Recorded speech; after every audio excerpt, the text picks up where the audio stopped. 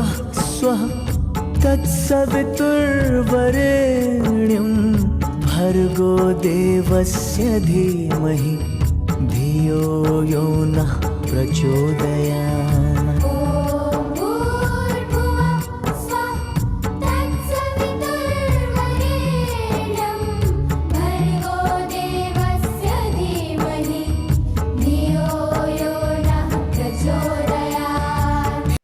देवतुल्य भाइयों एवं माँ शक्ति, स्वाध्याय चिंतन का क्रमांक आज है 246 और आज हमारे बीच में आदरणीय RN चतुर्वेदी साहब जो रिटायर्ड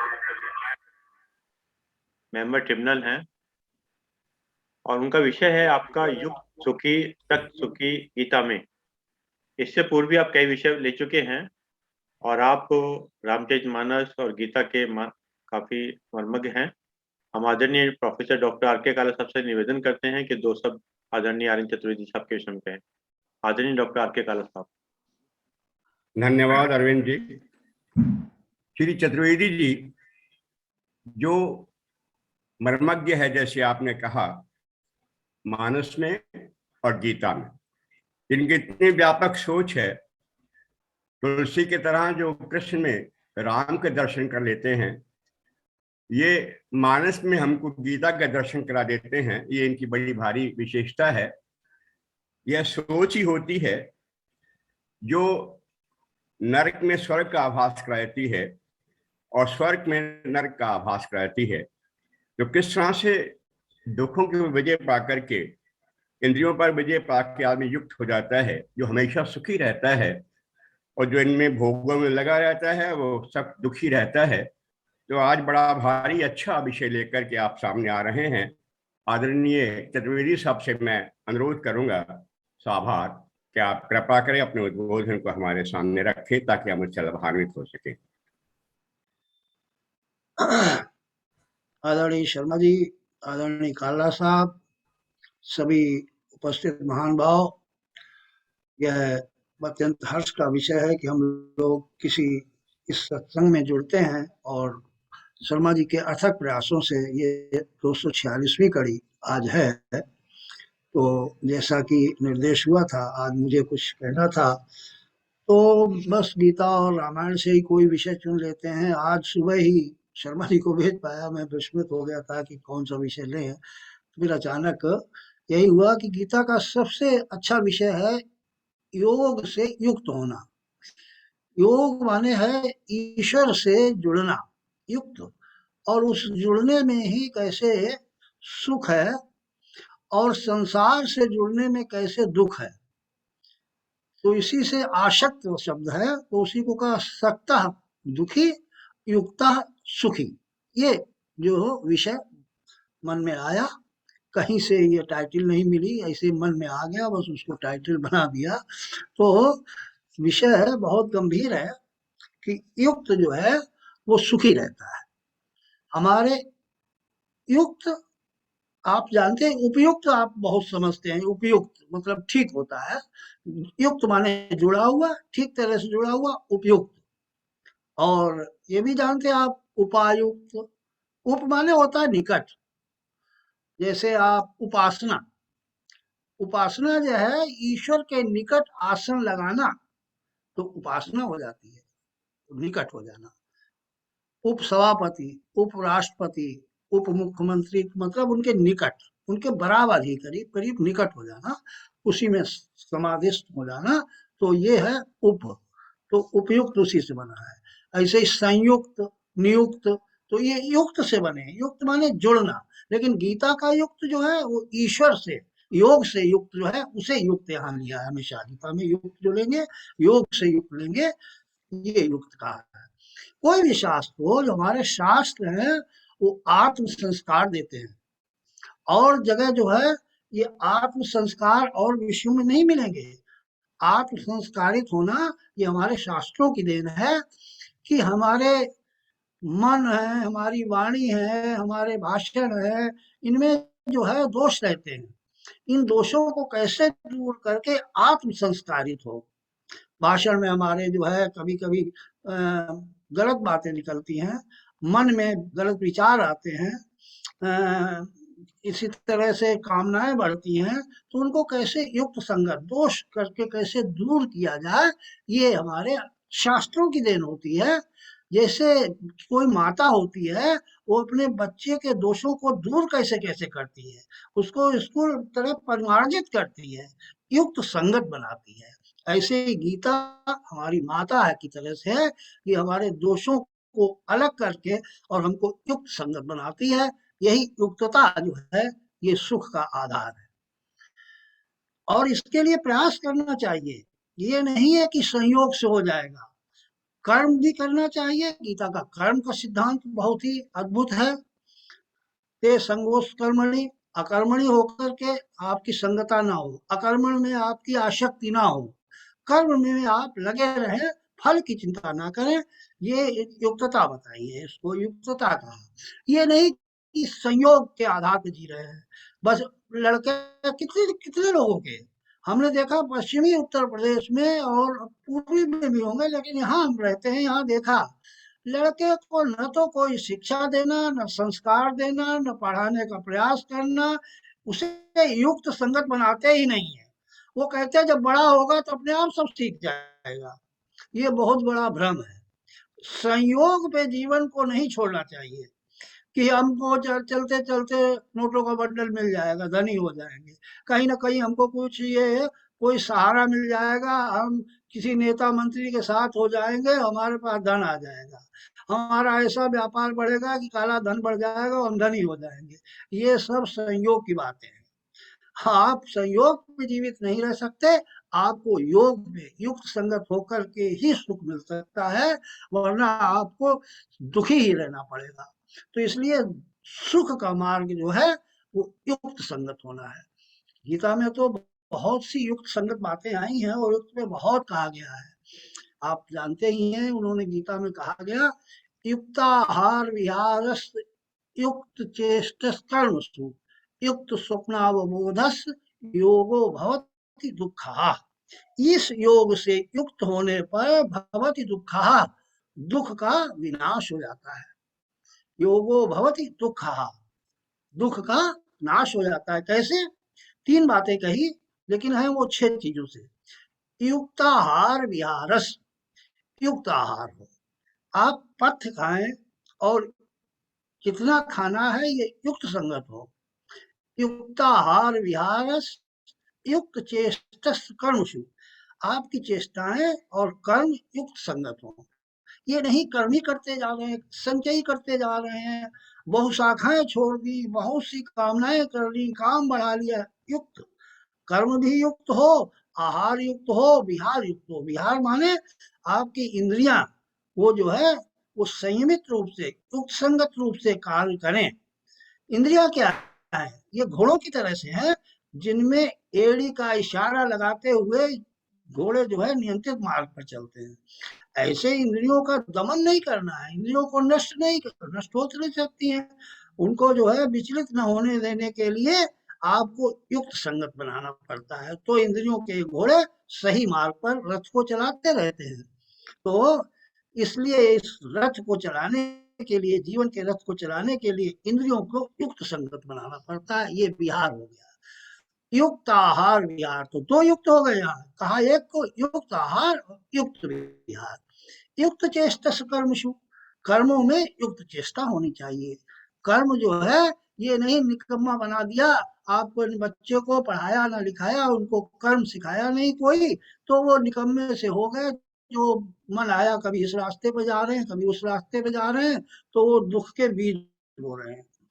तो इससे आपको जो आपके संस्कार हैं, या तो आपके पूर्व जन्म के हैं, बीज पड़े हुए हैं अच्छे सुसंस्कृत, जिससे आप अच्छी मार्ग पर चलते हैं, अच्छे विचार रखते हैं, अच्छा कर्म करते हैं, और नहीं बीज पड़े हैं तो बीज को बोना पड़ता है। आप में दादा दादी के, नाना नानी के, संगों साथियों के, आपकी सोहबत के बीज पड़ते हैं। और अगर बीज नहीं है संस्कार के तो बीज डालना चाहिए। ये नहीं कि कोई भी बीज पड़े हैं वो उगाएंगे, झाड़ झंकर सब बन जाएंगे। आप अच्छे बीज बोइए जिससे अच्छे पौधे लगे, तो ये बीज बोना आपका कर्तव्य है। और माता पिता जो है, जो योग्य हैं, जो चाहते हैं कि हमारे बच्चे सुसंस्कृत हों, युक्त संगत हों, वो युक्तता का बीज डालते हैं और युक्त उन्हें बनाते हैं कि जीवन में युक्त कैसे बने। तो इसी को कहा युक्त आहार विहारस युक्त चेष्टस कर्मसु। कर्म जो है, ये क्रिया कर्म जो है, ये शारीरिक काम है और आहार विहार शारीरिक काम है। तो ये शरीर को युक्त संगत बनाते हैं। युक्त आहार विहारस युक्त चेष्टस कर्मसु युक्त स्वप्न बबोधस। आप युक्त, जैसे अभी पांडे जी कह रहे थे, हमको युक्त समय पे सोना चाहिए और युक्त समय पे हम जागते हैं। तो ये योग से जुड़ने के लक्षण है। आप योग, अगर योग में जुड़े हैं, ईश्वर से जुड़े हैं, तो आपको युक्त संगत बनना पड़ेगा। युक्त स्वप्नावबोधस, एक निश्चित समय पर निश्चित अवधि का शयन करना चाहिए और निश्चित अवधि तक जागृत भी रहना चाहिए। बोध जागृत भी है और ज्ञान भी है। निश्चित ज्ञान भी लेना चाहिए और निश्चित जो है स्वप्न, आराम, विश्राम, निद्रा भी एक निश्चित होनी चाहिए। इसको गीता, बहुत सुंदर श्लोक है, इसको 3 चीजें युक्त कर दी इसमें। युक्त आहार विहारस युक्त चेष्टस कर्मसु युक्त स्वप्नावबोधस योगो भवति दुःखा। इस योग से दुख की हानि हो जाती है, दुख का नष्ट हो जाता है। देखिए, हमारा जैसे किसी के दांत हैं, उस पर मैल चढ़ गया, तो उस मैल को हटाने के लिए आपको उसमें ब्रश करने को डॉक्टर बताएगा, आपको मंजन करना पड़ेगा, दांत की सफाई करनी पड़ेगी। तो ये मैल का निरूपण, मैल का हटाना हुआ, इसको कहते हैं दोष निवारण। दोष निवारण हो गया ये। फिर दांतों को चमकाना है, तो कभी कभी उस पर प्लैक लग जाती है, तो प्लैक के लिए डेंटल डॉक्टर, अब इसमें तो आपके शर्मा जी के यहाँ तो बहुत डेंटल भी आते हैं, हार्ट के भी आते हैं, आँख के भी आते हैं और वकील साहब भी आते हैं। तो सब अस्पताल भी खुले हुए हैं, सब आपको अच्छे गुणों को आपको ला देते हैं। तो दांतों को चमकाने के लिए जब प्लैक हो जाता है, तो डेंटल डॉक्टर के यहाँ जाते हैं, वो उसको प्लैक को उतार करके, उसका मार्जन करके, उसको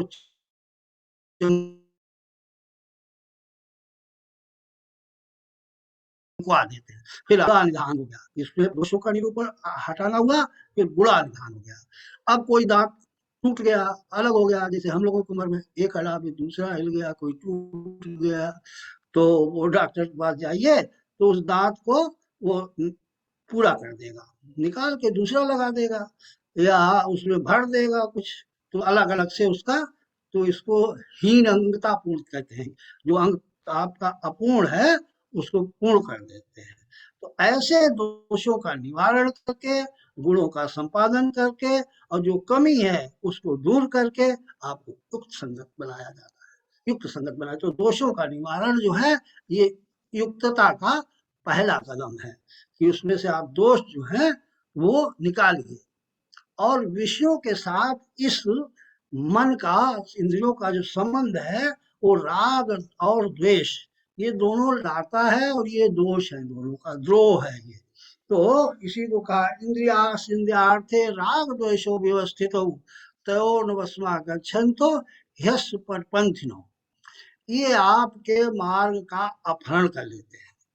मन का अपहरण, बुद्धि का अपहरण, और मन बुद्धि का अपहरण अगर हो गया, तो आपका ये युक्त संगत मार्ग से विचलन हो जाता है। इंद्रियास इंद्रियार्थे राग द्वेषो व्यवस्थित हो। इंद्रिय और इंद्रियों के अपने अपने विषयों में राग भी है और द्वेष भी है, और उन दोनों राग और द्वेष के बस में नहीं होना चाहिए। इंद्रियास इंद्रियार्थे राग द्वेषो व्यवस्थित हो तयोर बसवा गच्छे, तो दोनों के बस में नहीं होना चाहिए। उनके बस में हो गए तो परिपंथनो, ये आपको अपहरण कर लेते हैं। अब अपहरण जो है, अब इटावा साइड के लोग जानते हैं, हम लोग जहाँ रहते हैं कैसे, अब तो थोड़ा कम सुनाई देता है। 10-15 साल 20 साल पहले पता लगा जा कहीं रहे हैं और कोई मिल गए, बैठाला गाड़ी पे, चलो अब मेरे साथ चलो, अपहरण हो गया, अब आप जो है दूसरे मार्ग पर चलने लगे। तो ऐसे ही राग और द्वेष हैं, ये आपका अपहरण कर लेते हैं, आपको मार्ग से विचलित कर लेते हैं, और फिर पता नहीं आप अपने घर लौट भी पाएंगे कि नहीं लौट पाएंगे, ये भी पता नहीं रहता है। तो अपहरण जो है वो आपके साधना को विचलित कर देगा, आपके मार्ग को विचलित कर देगा, आपके गंतव्य स्थान को विचलित कर देगा, और आप वहां पहुंचेंगे कि नहीं पहुंचेंगे, जहां जहां पहुंचने का आपका धर्म है, जिसके लिए मानव शरीर मिला है, तो वो आपको राग और द्वेष के दोषों से विचलित हो जाएंगे। तो ये दोषों का हटाना बहुत आवश्यक हो। तो पहले तो दोषों को समझना चाहिए, हमारे दोष हैं कि नहीं है, ये मानसिक रोग होते हैं। मानसिक रोग जो कहे गए मन और बुद्धि में होते हैं, दिखाई नहीं देते हैं। और लोग, दुर्भाग्य ये है कि लोग समझते हैं कि मुझ में ये दोष है ही नहीं, कि हैं सबके लख बिरलन पाए। गोस्वामी जी कहते हैं ना, मानस मानस रोग कछुक में गाए, हैं सबके लख बिरलन पाए। इनको जो है कम लोग जो है इसको देख पाते हैं, तो लख बिरलन पाए। क्योंकि अगर जान जाओ तब तो फिर डॉक्टर है, उसके लिए आपके रोग दूर हो जाएंगे। जानोगे ही नहीं अपना रोग, अपना चेकअप नहीं कराओगे, क्या आप में कमी है उसकी पूर्ति नहीं करोगे, तो रोग दूर कैसे होगा। तो जाने ते कछु चीज ही पापी, नाश न पावे भव परितापी। ये नाश नहीं होते हैं मानसिक रोग, इन जाने से कछु चीज ही, जानने से इनका कमजोर पड़ जाते हैं, जानने से ये जो है कमजोर पड़ जाए, इनका नाश नहीं होता है। तो ये दोष हैं, ये आ जाते हैं, और इनको कमजोर कैसे किया जाए, बस यही कर सकते हैं आप, उनको नाश नहीं कर सकते हैं। तो ये राग और द्वेष उनके बस में नहीं होगा, आएंगे लेकिन आपके चले जाएंगे, आगमा भाइनो हैं ये आएंगे और जाएंगे। काम क्रोध है, ये मन में प्रवेश कर जाते हैं, ये इनको आप जो है आप, ये आपके बस में नहीं कि इनको आप प्रवेश न करने दें, लेकिन हाँ प्रवेश हो जाए तो उन पर नियंत्रण करना ये आपके बस में है, कि उनको काम और क्रोध को कैसे नियंत्रित करें, ये आपके बस में होना चाहिए और आपके बस में है। लेकिन उस बस को करने के लिए प्रक्रिया है, तो उस मन को संयमित करके जब लगाते हैं तो आपका मन बस में हो जाता है। मन जिसका बस में है उसका जो है वो आत्मा में दर्शन होने लगता है परमात्मा का, और जिसका मन ही स्थिर नहीं है, मन ही चंचल है, उसको फिर कैसे सुख मिल सकता है। अर्जुन ने कहा भगवान से, चंचलम ही मनः कृष्ण प्रमाथि बलवद्धरणम तस्याहम निग्रहम मन्ये वायु रूप सुदुष्करम।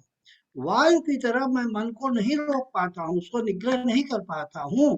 तो भगवान ने बताया, असंशयम महाबाहो मनो दुर्ग्रहम चलम अभ्यासेन तु कौन्तेय वैराग्येण च गृह्यते। अभ्यास से और वैराग्य से तुम मन को नियंत्रित कर सकता है। ऐसा नहीं है कि मन जो है वो विचलित ही रहेगा, उसको रोक नहीं पाओगे।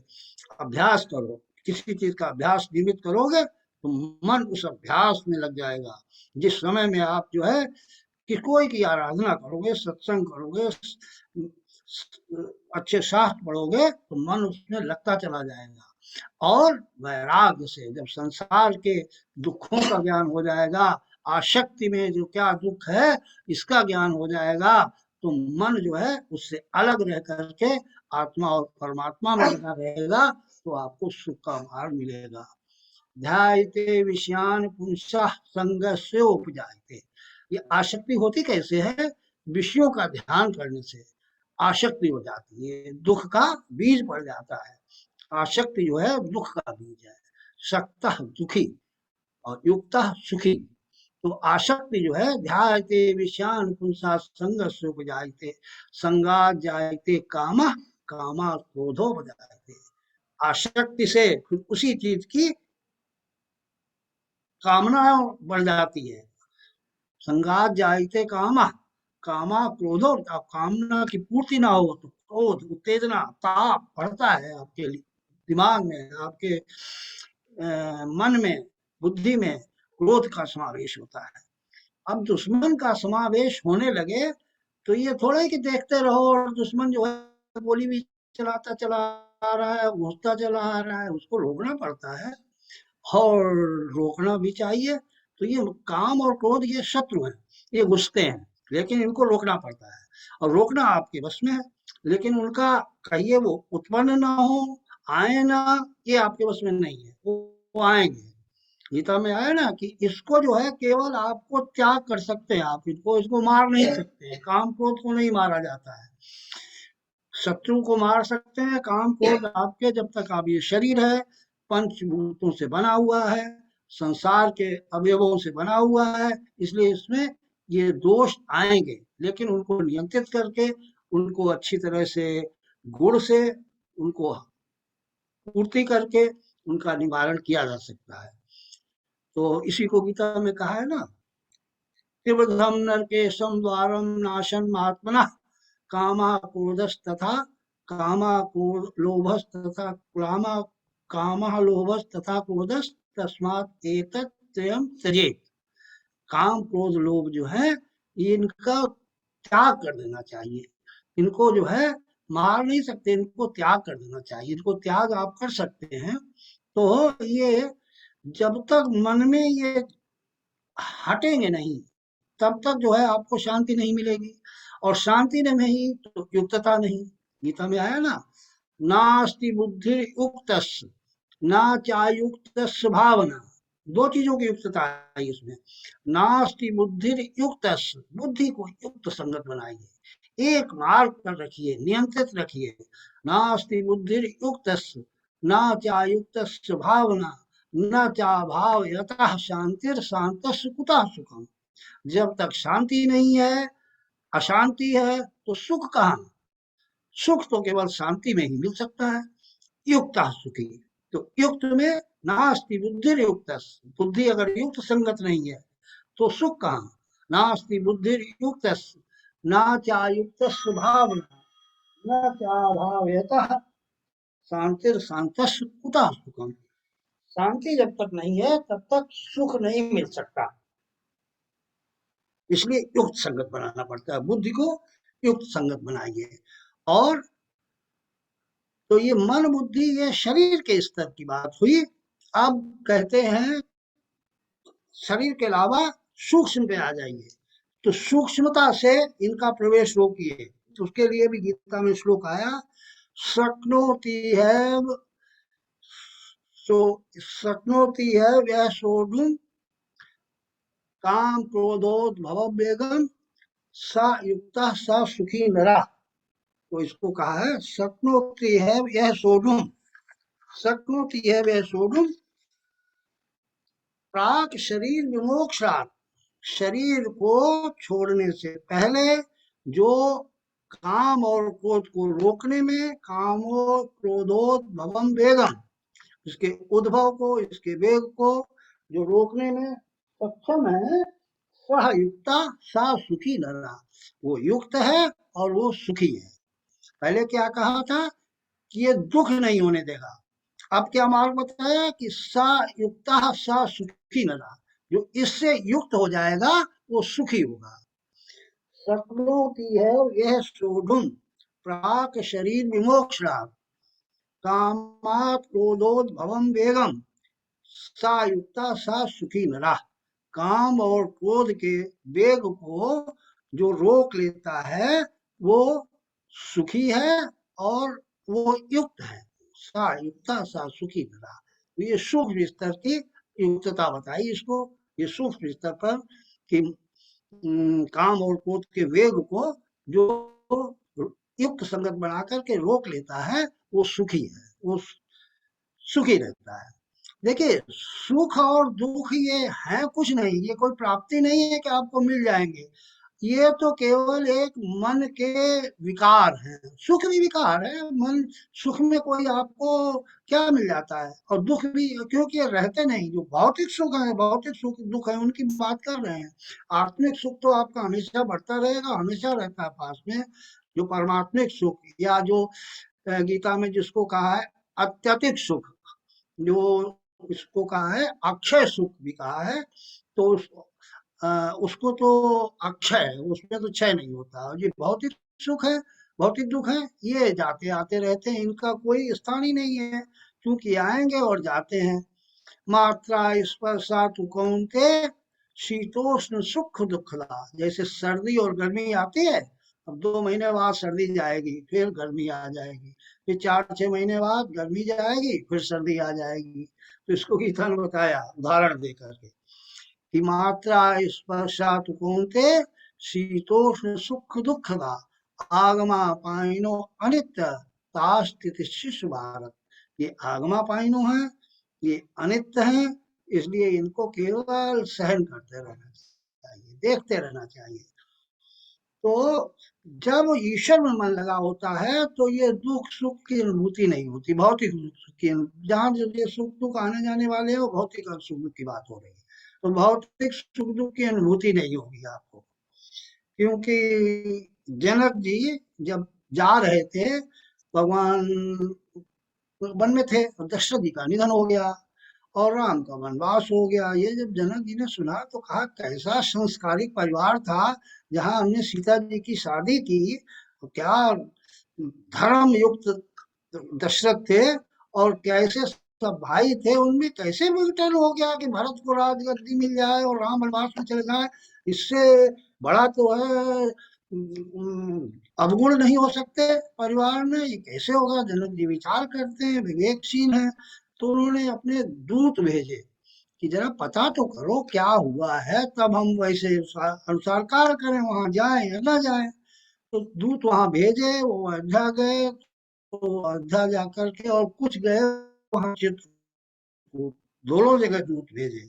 और जब बात पता लगी कि भरत जी तो राम के उसमें बिल्कुल पागल हो रहे हैं विरह में, और भरत जी ने बिल्कुल नहीं चाहा था कि राम का वनवास हो, तब जाकर के जनक जी वहां से चले और जनक जी जाते हुए और फिर चित्रकूट के लिए चल दिए और चलते ही चले जा रहे हैं। कोई उन्हें दुख सुख हो ही नहीं रहा था, तो क्योंकि मन लगा हुआ था राम में कि कब राम के पास पहुंचे। तो गोस्वामी जी ने बहुत अच्छी जो उपाय लिखी, मन जहाँ मन तहाँ जहाँ रघुबर देही, और बिनु मन तनु सुख दुख सुधि के ही। बिन मन के तन में सुख और दुख की सुधि नहीं रहती है। जब मन कहीं लग जाता है तो दुख और सुख जो है वो आते हैं और चले जाते हैं।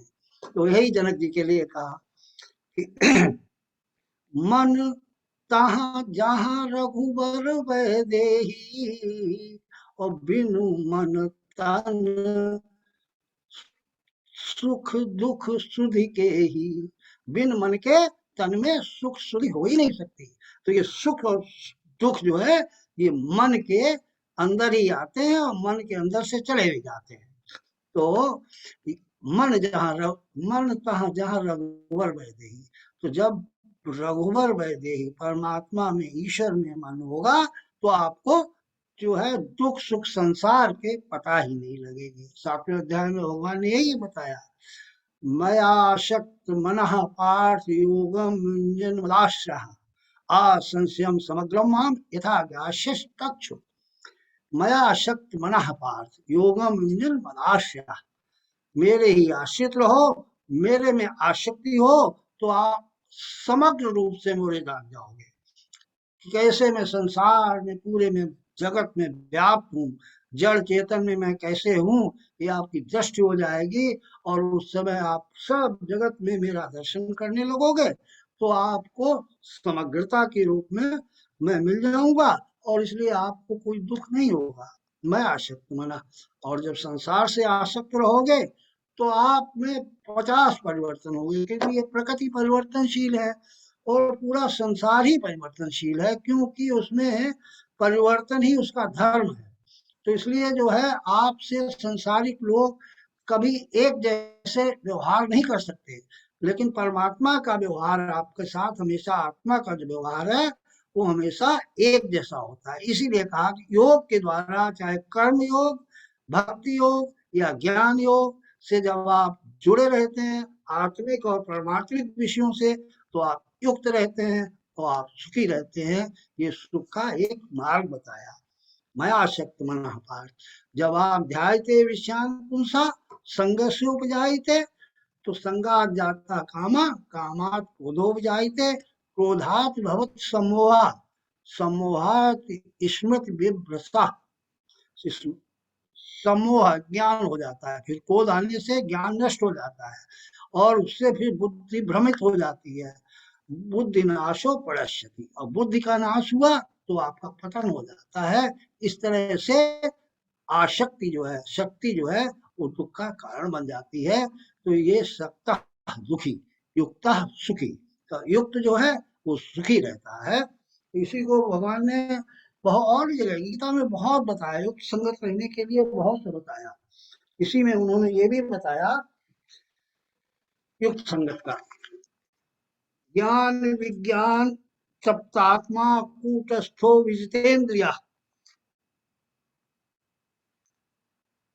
ज्ञान विज्ञान सप्तात्मा कूटस्थो विजितेन्द्रिया युक्त योगी समलोष समकांचना, जो सम में रहता है, जिसके लिए कोई भी संपत्ति है वो समता है, किसी समलोष्ट समकांचना, चाहे मिट्टी का लोष्ट, असम पत्थर का या कंचन का, कोई भी तीनों चीजों में समान रहता है। जैसे आप पूजा करने गए कहीं, मिट्टी के शिव बना लिए तो उसमें भी पूजा आपने उसी भाव से की, तो ये लोस्ट हो गया। सम पत्थर का है, तो पत्थर में शिवलिंग बना, पत्थर का संगमरमर का या कोई शिवलिंग पत्थर का ले लिया, उससे पूजा की तो भी आपको वही आनंद की अनुभूति। और किसी ने सोने के शंकर जी के शिवलिंग बना लिए, सोने का बना लिया, तो उससे भी पूजा की तो उससे भी वही ज्ञान हुआ और वही आनंद हुआ। तो सम लोष्ट सम कांचना इसको कहा है कि पत्थर, सोना और मिट्टी सब में सम रहता है। कोई मिट्टी के मकान में रहता है, कोई जो है पत्थर के मकान में रहता है, और कोई सोने के भवन में रहता है, सोने की उसकी वस्तुएं हैं। तो लेकिन उसमें अगर युक्त संगत बुद्धि है तो वो सुखी रहेगा, वरना उसको कहीं सोना आकर्षित करेगा, कहीं धन आकर्षित करेगा, और वो कहीं समता में नहीं रहेगा, तो वो युक्त संगत नहीं होगा। इसी को भगवान ने यहाँ पर बताया कि ज्ञान विज्ञान तृप्त आत्मा, जो ज्ञान विज्ञान से तृप्त रहता है, संसारिक वस्तुओं से उसकी तृप्ति नहीं है कि आप जो है वो समझ रहे हैं कि उसको बंगाल का रसगुल्ला तृप्त कर रहा है या ठग्गू के लड्डू तृप्त कर रहे हैं या कहीं का जो है मिष्ठान तृप्त, वो तृप्त नहीं। ज्ञान विज्ञान तृप्त आत्मा, ज्ञान के विज्ञान से जो तृप्त है, कूटस्थो विजितेन्द्रिया, तो उसको युक्त युक्त उसको युक्त कहा गया है। युक्त युक्त उसको युक्त कहा गया है। समलोष्ट सम कांचना, जिसको पत्थर, जिसको मिट्टी के ढेले और जिसको कंचन में समानता है कि ये सब जड़ है, जड़ता है इनमें, इनमें आत्मीयता प्रियता नहीं है। आत्मता प्रियता तो मनुष्य के आत्मा में है, मनुष्य मनुष्य से प्रेम करे, वो सोने से बढ़ के है, वो जड़ चीजों से बढ़ कर के है, वो पत्थर से भी बढ़ के है, क्योंकि जड़ और चेतन अलग अलग है। जड़ जो है वो चेतन से श्रेष्ठ नहीं हो सकता, जड़ जो है अलग है और चेतन अलग है। तो आनंद जो है चेतनता से ही आ सकता है, क्योंकि ईश्वर अंश जीव अविनाशी, चेतन अमल सहज सुख राशि, जो सुख राशि है वो चेतनता के कारण, अमलता के कारण है। और ईश्वर के अंश जो आत्मा है, ईश्वर अंश जीव अविनाशी, जीव जो है वो अविनाशी है, इसका मृत्यु नहीं होती है, ये अमर है। और ये ईश्वर का, क्योंकि ईश्वर परमात्मा जो है वो अजीर है, अमर है, अविकारी है, अक्षयी है। तो आत्मा भी हमारी अजर है, अमर है, अविकारी, अक्षयी है। तो इसके कारण इसमें जो है परिवर्तन नहीं होता, ये सत्य है और सत्य में ही आनंद है, सहज आनंद है। तो उसी को गोस्वामी जी ने कहा, ईश्वर अंश जीव अविनाशी, चेतन अमल सहज सुख राशि। इसमें सहज सुख है, सहज आनंद है, क्योंकि ये ईश्वर से जो जुड़ा है ना, ये आत्मा जुड़ी हुई है ईश्वर से, तो ये युक्त है। आत्मा का युक्तता है परमात्मा के साथ, इसलिए आप युक्त हो सकते हो। क्योंकि आत्मा परमात्मा के साथ युक्त है तो आप भी प्रयास करने पर युक्त हो सकते हो। आप ये सोचो कि नहीं नहीं ये सब अपने सहयोग से ठीक हो जाएगा, वो ईश्वर की कृपा होगी तो हमको ज्ञान हो जाएगा, ऐसा हो ही नहीं सकता। आप एक एकाग्रता में बैठोगे तो आपके विकार, आपकी वासनाएं ही निकलेंगी। आपकी वही चीजें जो है वो जो पूर्व जन्मों से जमी हुई हैं, या जो आपने संग साथ में टीवी और सिनेमा से जो चीजें आपकी दबी हुई हैं आपके मन में, आपकी बुद्धि में अंदर, वही निकलेंगी। लेकिन जब आप सत्संग में, शास्त्र में, अच्छी सभा में, गुरु के पास बैठोगे तो आपको ये सद्बुद्धि होगी, तब ये सहज ज्ञान, तब युक्तता होगी। तो इसी को कहा कि वो आत्मा जो है वो आपके पास है, कहीं ढूंढना नहीं है, बस उस आत्मा का दर्शन हो जाए। उस आत्मा का दर्शन इन्हीं आत्म भाव से हो जाए तो आप सुखी रहोगे और युक्त संगत रहोगे। ममय वांशो जीव लोके जीव भूता सनातना मना कष्टान इंद्रियाण प्रतिष्ठान कर्षति।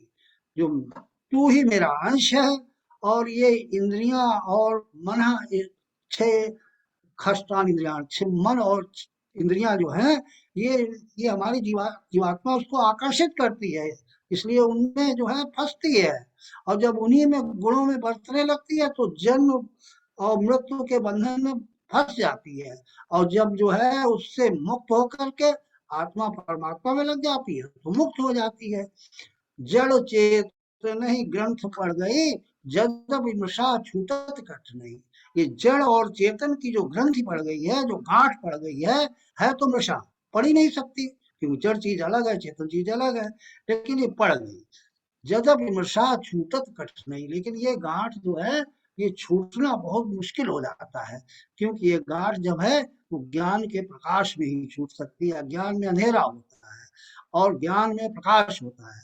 तो उस ज्ञान में ये जड़ चेतन की ग्रंथ जो छूटे तो जीव सुखी हो, तब जीव को आनंद प्राप्त हो। तो ये किसी सत्संग से, गुरु की कृपा से, अच्छे शास्त्रों से ही छूट सकती है। ये कभी भी सोचो कि ऐसे संयोग से जब ईश्वर कृपा होगी तो छूट जाएगी, इससे छूट ही नहीं सकती। ये अधिक अधिक अड़झाई और भी उलझ जाती है, ये उलझती चली जाती है। तो ईश्वर की कृपा के साथ सत्संग और शास्त्र और ये गुरु की कृपा ये अति आवश्यक है। इसमें जो है आपको मार्ग का प्रकाश मिल जाता है, उस मार्ग पर चलने से आपको ज्ञान मिलता है और ज्ञान से आत्मिक ज्ञान की प्राप्ति होती है, तो आनंद आता है, तो आप सुखी हो जाते हो। तो वही युक्त सुखी सा युक्ता सा सुखी नरा, इसको जो कहा कि वो युक्त है और वो सुखी है, इसी को कई जगह आया है।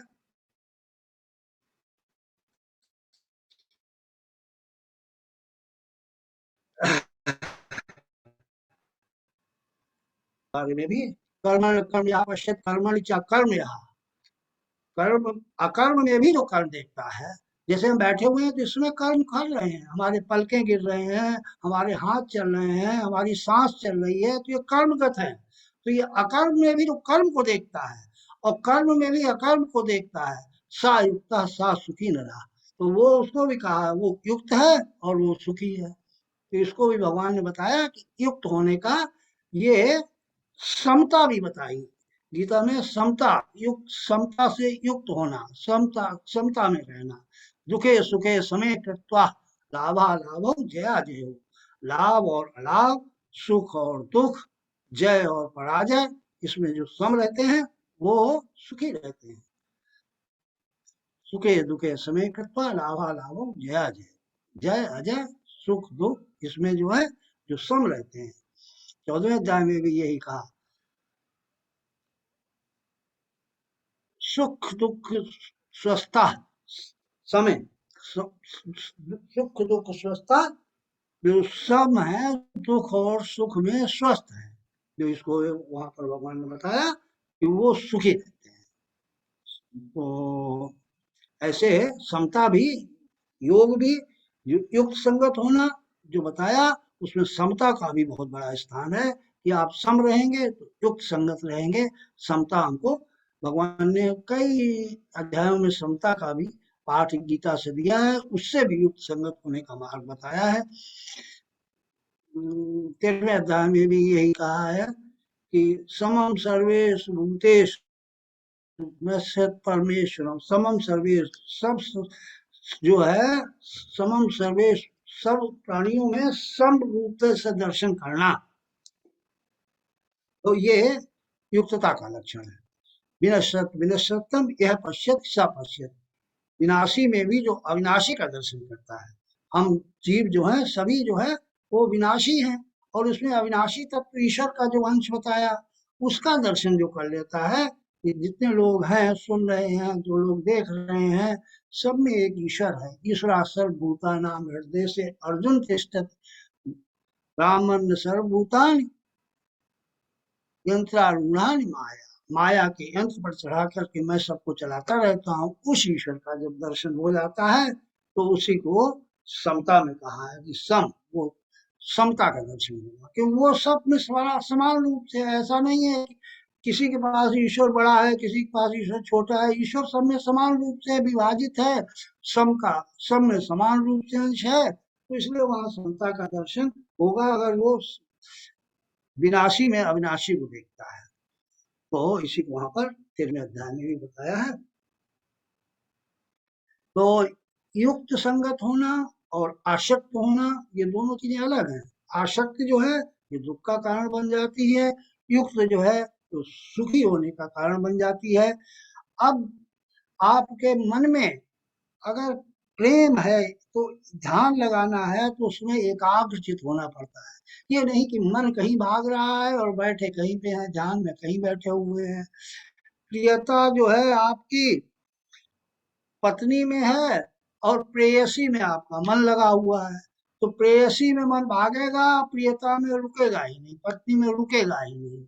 इसी का एक बहुत है उदाहरण देते हैं संत लोग कि एक प्रेयसी का भी, एक पत्नी का भी प्रेमी है, वो निकलता है एक निश्चित समय पर और वहां पर वो देखने के लिए उसको जाती है, और उसी समय उसका पति बैठा हुआ है और उसको भोजन करा रही है, तो एक रोटी उसको देती है, उसी के बीच में निकल के जाके दरवाजे पे देखती है कि हमारा प्रेमी निकल ना जाए।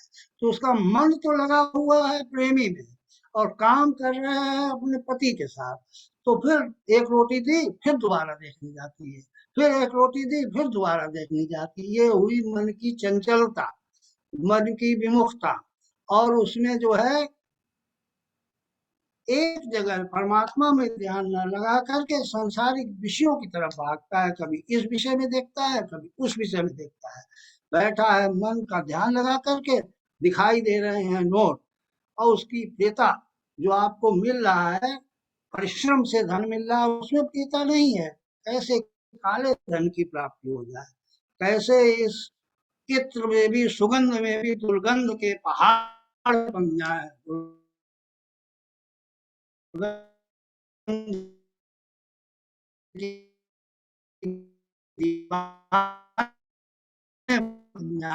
इसमें युक्त न चायुक्त भावना न चा भाव यथा शांतिर शांतस उतः सुख। आपको जो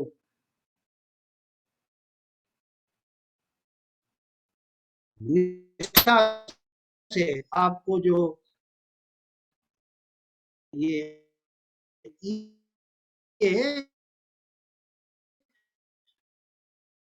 अर्थता है, इसमें हो नहीं सकती, इसमें आप सुखी हो ही नहीं सकते। तो जब तक मन में पवित्रता और ये मल की हीनता, गुणों का पदार्पण, ईश्वर की दर्शन नहीं होगा, तब तक आप युक्त संगत नहीं हो सकते, तब तक आप सुख में अनुभूति नहीं कर सकते, और वो वहां पर दुख के मार्ग बना लेते हैं और इसके कारण दुखी रहते हैं। सुंदरकांड में हनुमान जी रावण को कहते हैं, बहुत सुंदर चौपाई है कि राम विमुख संपत्ति प्रभुताई,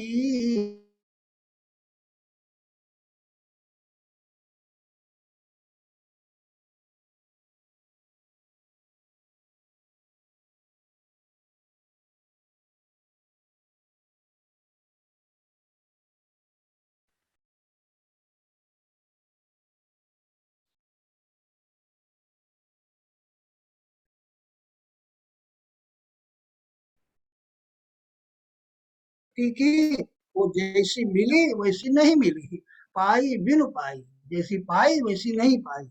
उसका आगे चौपाई में निराकरण, सजल मूल जिन सरितन नाही, और बरस गए पुनीत वही सुखाई।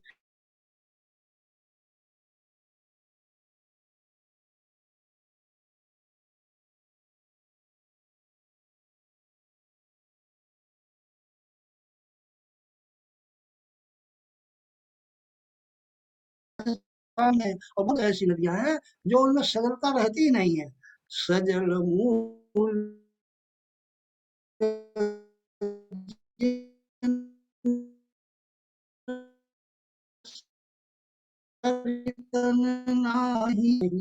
तो उनकी तो सजलता बनी रहेगी हमेशा, उनके लिए शांति का प्रवाह रहेगा और शीतलता रहेगी।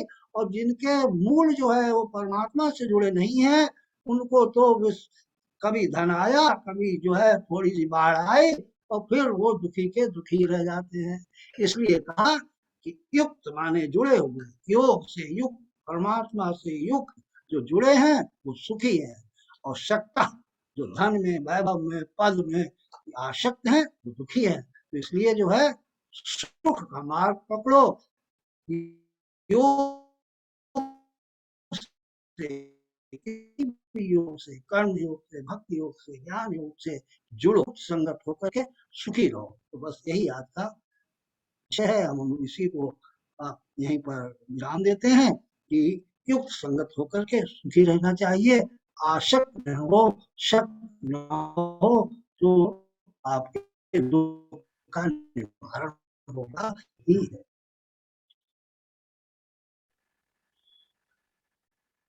मुक्तता से लेकर के शुभ मन और की युगात से तप्तता तक, जो ज्ञान और विज्ञान से तप्त हैं, युक्त संगत बताया, और उनको ही कहा वो सुखी हैं। और जो समलोष्ट समकांचना, पत्थर, मिट्टी या सोने, सब में सम व्यवहार करते हैं, सम सुखी रहते हैं, वो युक्त संगत हैं। इस तरह से युक्तता के कई स्तर बताए, एक तो शारीरिक युक्तता, एक सूक्ष्म की युक्तता, और एक तृप्तात्मा की युक्तता, जो आत्मा को तृप्त करते ही युक्त संगत होकर के उन सब में जो है किस तरह से सुखी रहते हैं। गीता जी हमको ये दर्शन देती है। ऐसी गीता जी की कृपा सब पर हो, युक्त संगत हो, आसक्त ना हो, दुखी ना हो, और सभी सुखी हो, यही जो है कामना है। बस यहाँ इसी के साथ समापन करते हैं। ओम पूर्णमदः पूर्णमिदं पूर्णात् पूर्णमुदच्यते पूर्णस्य पूर्णमादाय पूर्णमेवावशिष्यते। ओम शांति शांति शांति। धन्यवाद आदरणीय आर्यन चतुर्वेदी साहब। आज आपने जो विषय लिया युक्त सुखी सख सुखी गीता में, और इस विषय में अगर किसी की कोई जिज्ञासा हो तो पूछ सकते हैं, अन्यथा फिर आदरणीय प्रोफेसर डॉक्टर आर के काला साहब से निवेदन करेंगे। 2 सर। आदरणीय चतुर्वेदी साहब, आपने विषय को बहुत अच्छी प्रकार समझाया है, और खास करके जब ये कहा कि वियोग नित्य है, संयोग अनित्य है, निरंतर मेरे शरीर के साथ, मेरे परिवार के साथ, संबंधियों के साथ वियोग हो रहा है। पल पल मेरा शरीर मर रहा है, मरते हुए शरीर से मेरा वियोग नित्य है। जो वियोग ही चूंकि नित्य है, संयोग अनित्य है, तो जितना विषयों से विरक्त हुआ जाए उसमें युक्त हो सकते हैं। विषयों से विरक्ति ईश्वर के साथ युक्ति है, और युक्ति में ही सुख है। क्योंकि जो विषयों के साथ आसक्ति है, निरंतर उनके चिंतन से वो आसक्ति दुख का कारण बनता है। तो आपने बहुत अच्छे तरह से इस विषय को युक्त सुखी सख्त दुखी समझाया है। जो कि आपका अध्ययन जो है गीता पर बड़ा विशाल है, इस वजह से आपकी सोच जो है वो नरक में भी सुख पैदा करने, स्वर्ग पैदा करने वाली है। और ये जो पॉजिटिव सोच है, इससे कल्याण ही कल्याण है। बहुत बहुत आभार। धन्यवाद आदरणीय आर्यन चौधरी साहब, धन्यवाद प्रोफेसर आर के काला साहब। और जैसा कि विचार के साथ हम समाप्त करते हैं, फिर ओम का उच्चारण करेंगे। आज का विचार है कि जीवन में कुछ भी स्थायी नहीं है, जीवन में कुछ भी स्थायी नहीं है, इसलिए स्वयं को अधिक तनावग्रस्त ना करें। इसलिए स्वयं को अधिक तनावग्रस्त ना करें, क्योंकि परिस्थितियाँ चाहे कि जितनी भी खराब हों, बदलेगी ज़रूर। आइए ओम का उच्चारण करते हैं, 3 बार अनम्यूट करिए। ओम।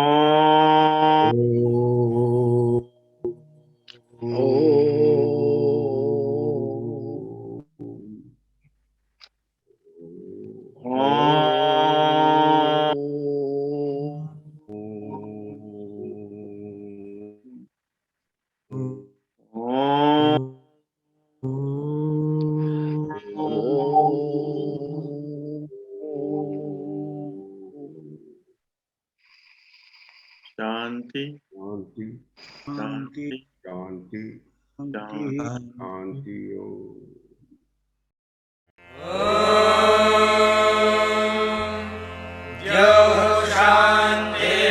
शान्तिरन्तरिक्षं शान्तिः पृथिवी शान्तिरापः शान्तिरोषधयः